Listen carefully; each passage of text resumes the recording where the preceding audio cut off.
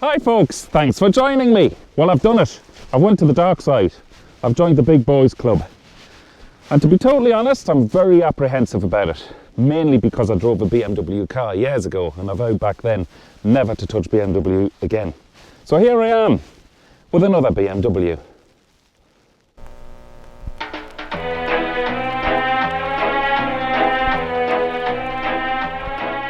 So the story begins. Another day, another bike, and another bank loan.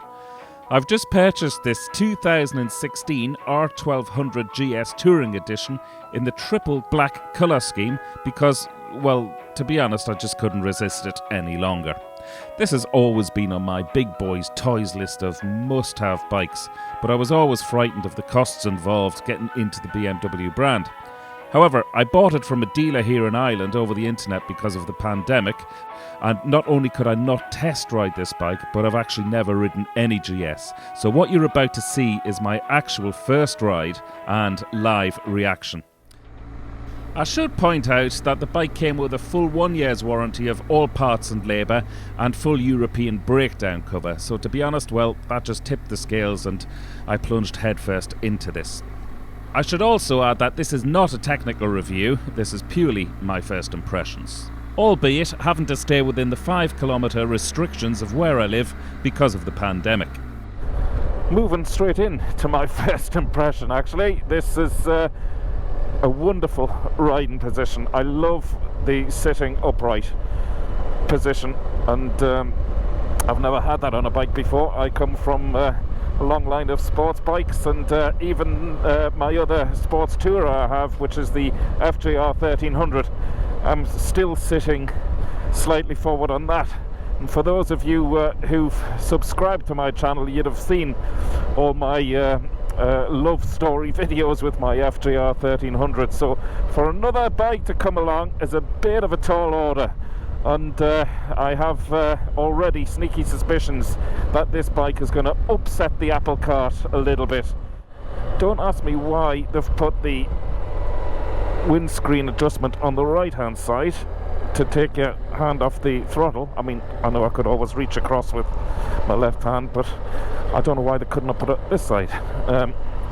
So that's my first point. But the thing I'm noticing already, bearing in mind I've only been on the bike a few minutes, is that the airflow is incredible. Now, whatever way the windscreen is designed, I'm getting no airflow on my head. There's no buffeting, albeit I'm going like 70-80 kilometers an hour. So I wouldn't expect to have much buffeting at this stage. That's why I'd love to get on the motorway, but I just can't today. But I suppose these side deflectors for the wind as well down here, they're doing a lot to keep the wind off, but it really is a beautiful riding position with no wind hitting me at all, and the comfort is outstanding. Because of the wind deflection being so good, I am riding along with my visor open and still not feeling any wind on my face, which is gorgeous. And just getting a really nice, pleasant sense of this autumn sunshine. Very happy camper so far. One of the many features on this bike is that it has a selection of riding modes, and you can probably see I'm in rain mode at the moment. I'm in rain mode because the roads are still very, very slippy, especially with all the autumn leaves lying around. But I hope you can see on the GoPro the glistening of the rainwater still left on the roads, just because it hasn't stopped raining for the last few days. It's been torrential.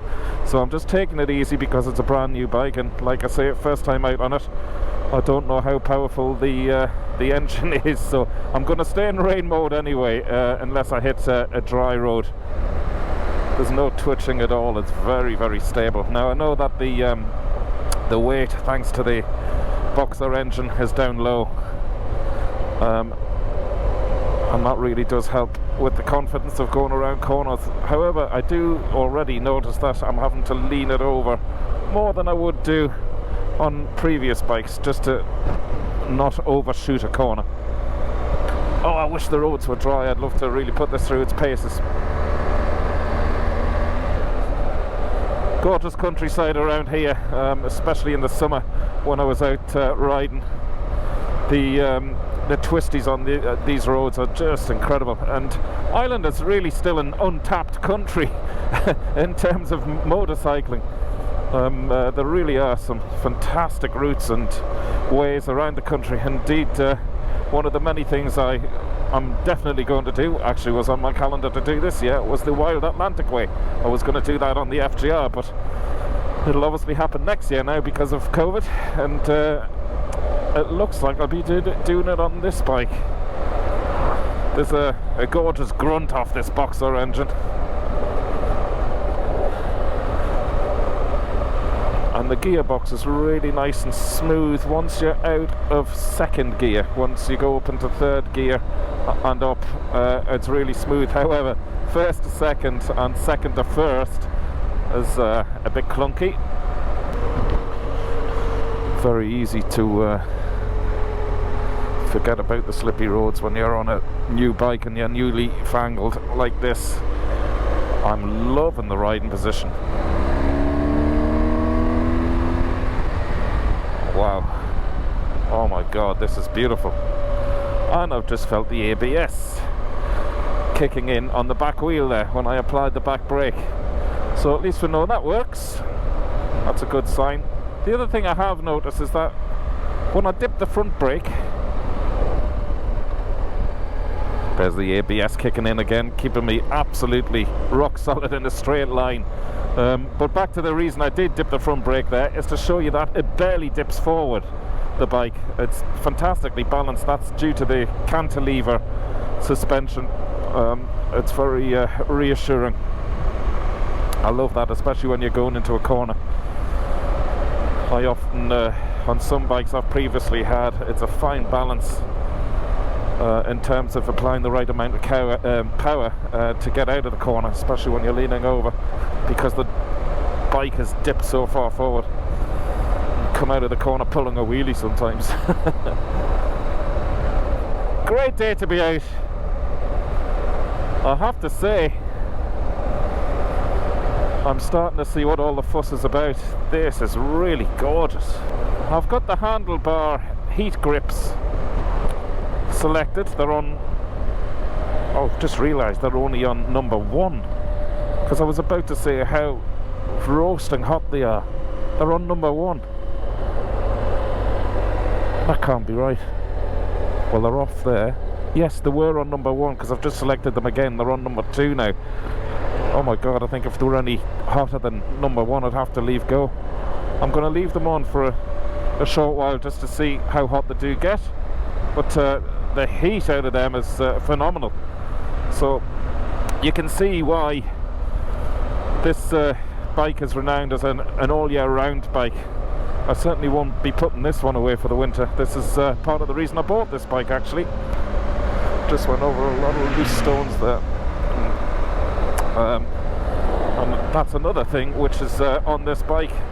If I was to get a puncture, the bike has tyre pressure sensors, so it would let me know. But saying that, that's something I really don't want to see come up on the dashboard. This is alright. Okay, now I see the handlebar grips are just roasting. I'm going to have to turn them down to number 1 heat. This is ridiculous. It's like taking a casserole dish out the oven or something.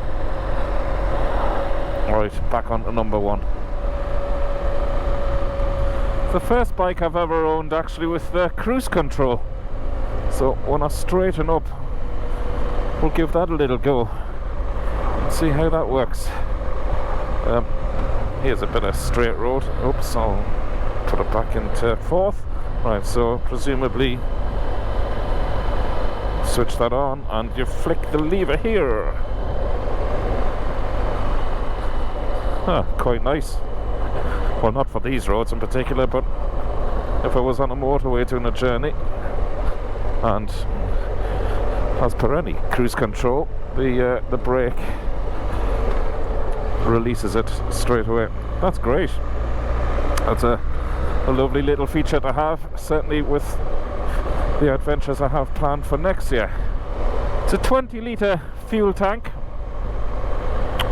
which is more than enough, really. The bike is supposed to do an average of around 50 miles to the gallon, so I don't know about you, but I don't like to stay on a bike much longer than that anyway. I like to stretch the legs.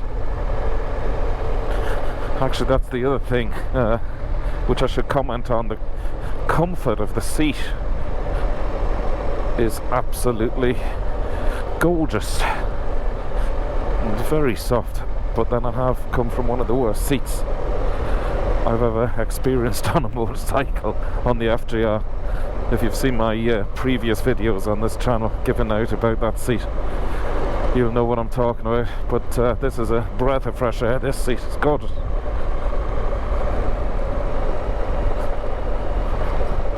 Be interesting to see in the summer the amount of heat which comes off the boxer engine, because as you can see, it just sticks out right in front of your shins. I hope to feel some sort of benefit from that in the winter months ahead of us. Already this bike has got my trust. It's built confidence within a few minutes of riding it, which is huge testament to any bike which can do that.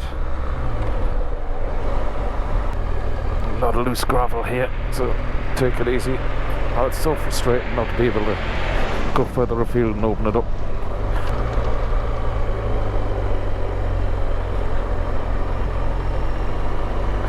The side mirrors are really impressive. You can see a massive amount behind you. I'd say there's almost, what, 70% vision or something there. It's really impressive. I can't see any blind spot. There clearly will be, but so far so good. Oh, it's getting cold now. I've got this the dashboard set so it tells me the exterior temperature, which is 7 degrees, so it's actually not that cold for Ireland. And you can cycle through that with the button here, the info button, which doubles up as the trip button. So that's the engine temperature, 84 miles per gallon, 52. Now I reset this when the bike arrived a couple of days ago to 0. I reset everything to 0, so these are the true readings for actually just being out on this short spin now. So 52 miles per gallon, but then hey, you've seen where I'm driving around. Okay, so that's the suspension setting. So I've got it set to the one helmet setting, which is obviously just me, but you can set it to one helmet plus luggage. You can set it to the to 2 helmets, which is obviously if you're riding with a pillion, but I'll just keep it on the one for the moment. I bought this bike with the luggage that you see on the back, but I've left the top box at home. I don't like riding around with an empty top box, to be honest.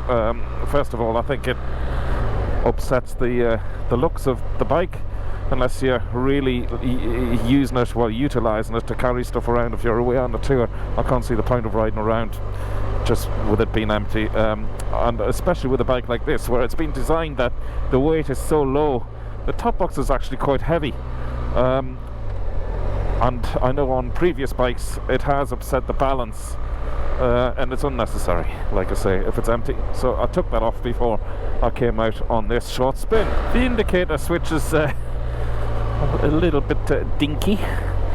I'm pleased I'm not wearing the bigger winter gloves, which I have. I'm not sure I'd even feel the indicator switch, but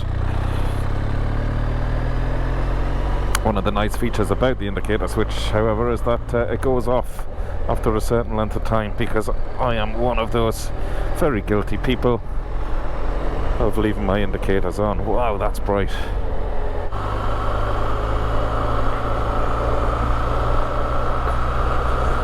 Well, what a great first impression this bike has given me.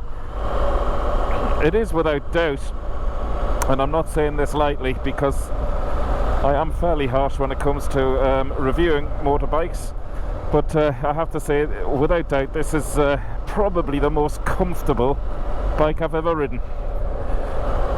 So what about that for a first review? For those of you who already own one of these bikes, you know what I'm talking about, but if you're thinking about buying one, wow, look into it further, because it's not often I get blown away as much as this the first time riding a bike. I always pick faults in something, but so far this is just ticking every single box. I really do see what the fuss is about now.